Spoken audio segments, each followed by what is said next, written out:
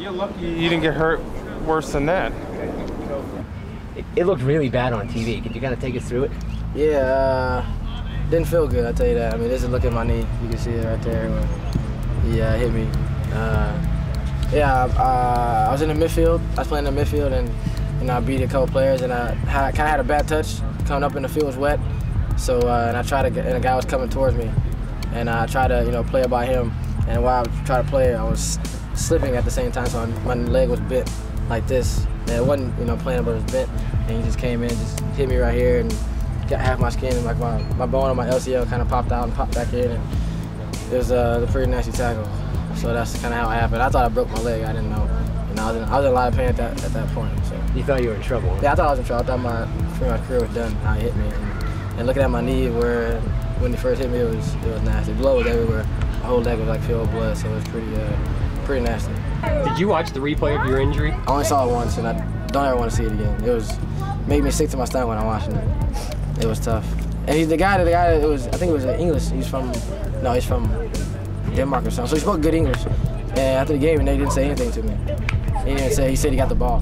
And I was like, yo, look at my knee.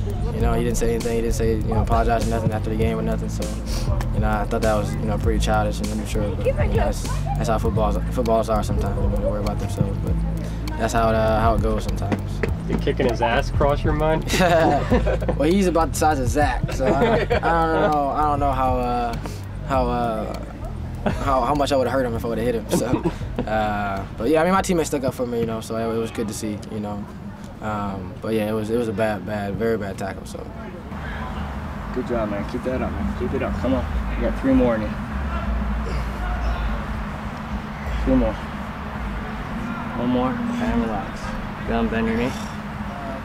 They don't think I can be fit, and I'm telling them that my knee feels great. Even after that cutting, and working with the ball and different things, sprinting, it feels good. I feel a little bit. I know my knee's not ready because I can still feel it, but it's not painful. It's something I know I can, play through. And like I said, I'm very optimistic about the fourth. I mean, if I wasn't, then I wouldn't be here now. Good? Yeah. The England game is important to prepare us for the games against Costa Rica and Panama, but certainly we've been away for 2 months as a team. We played Guatemala, I believe, on March 30th, so we haven't been together. And it's nice to have the week in Chicago to get back with each other, get a little bit more familiar. As Sven is looking at some new players, so will I. So whenever you play a team of the caliber of England, and you can size your players up with some of the players that play in the Premiership, you have a better indication as to whether these are players that can help you not only in World Cup qualifying, but also the World Cup if we're fortunate to be there next year. I was here in '94 during the World Cup, traveling around to see a lot of games, and it was fantastic. Good organization, packed stadiums all over. So of course I thought after that football should have a big boom in the United States. But what I understand is that it's difficult to have the headlines for football in this country, and I don't know why. Maybe the concurrence with the other big sports you have. I always said that more than United States needs the football, I think football needs United States, because it should be great if United States has a very, very good league, very, very good players and so on. So I think football needs United States more than the opposite.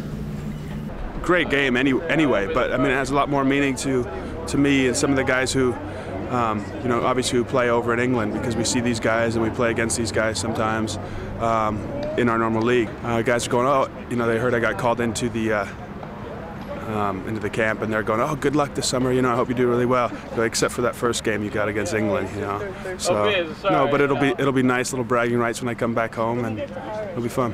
Absolutely, yeah. I'll probably hear it before I go back to the team. I'm sure I'll get a few phone calls. Obviously my American friends in England really, really want us to win this game, and I was just at a military base in Germany, which is called JHQ, which is basically run by the British in a joint NATO headquarters out of Germany, and with the American contingent is small, but they really badly want bragging rights.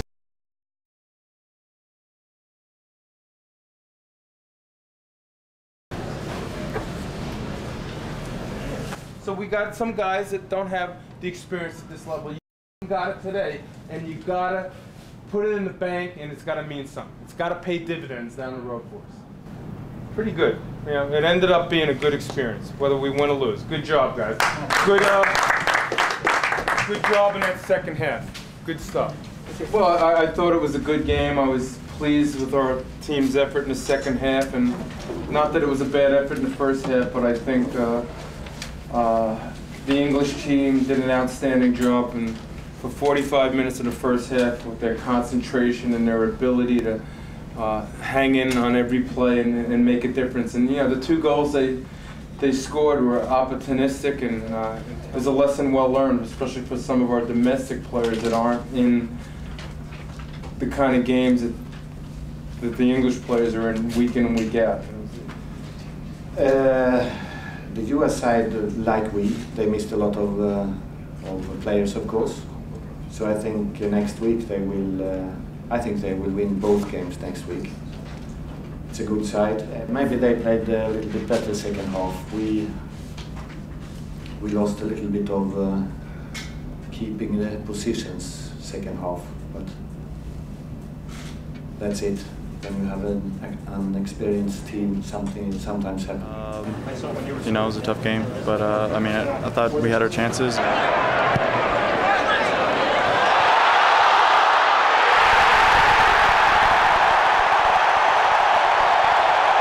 And we put them on their heels a little bit, and hopefully we can take positives from this game and learn from them.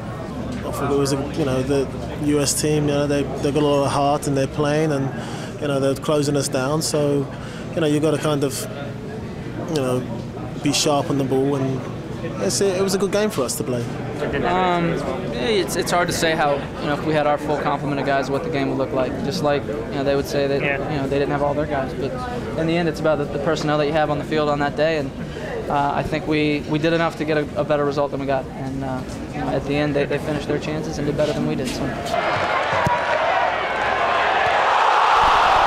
I know you're a big fan of the Premiership. Was it kind of cool? I mean, was there a little bit of you that allowed yourself to be a fan and think this is kind of cool? No, I think unfortunately a few of us do feel that way, and I think that gives them too much respect. That's a team we should beat, in my opinion. I don't think they were anywhere near the clear better team. They put away their chances and we didn't, but I mean, our players can compete at that level easily.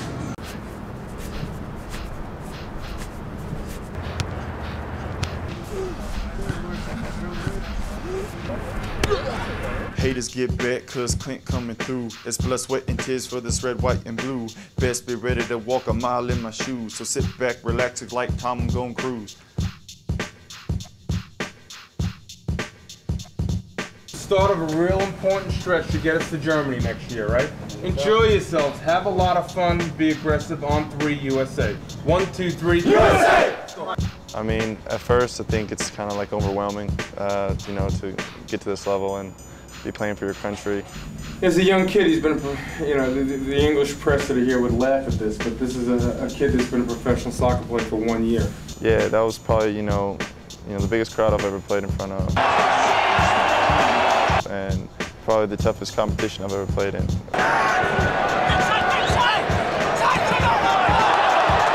He's learning.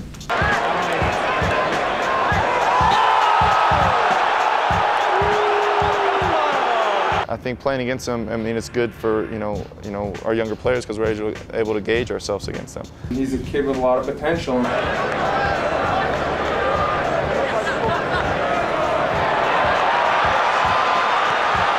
I think if we can throw him in these games and he survives and he keeps his confidence, which I think he managed to pull through today, he's only going to be better for him.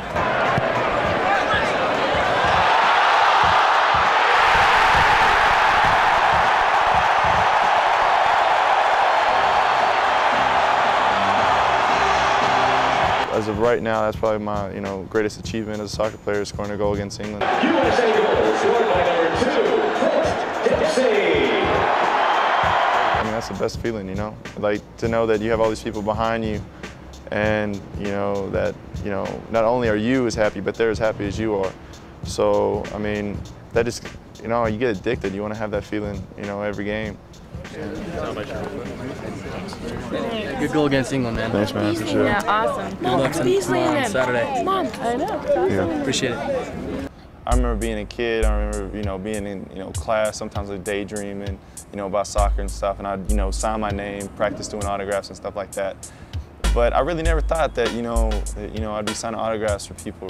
You know, I mean, it's kind of like surreal to, you know, people, you know, they're able to appreciate what you do. I traded with Joe Cole, and I mean, it's pretty cool that, you know, he was like, yeah, you know, he traded with me. I mean, I know what he's done. You know, I know that he, you know, plays for Chelsea, and he helped them, you know, win the Premiership.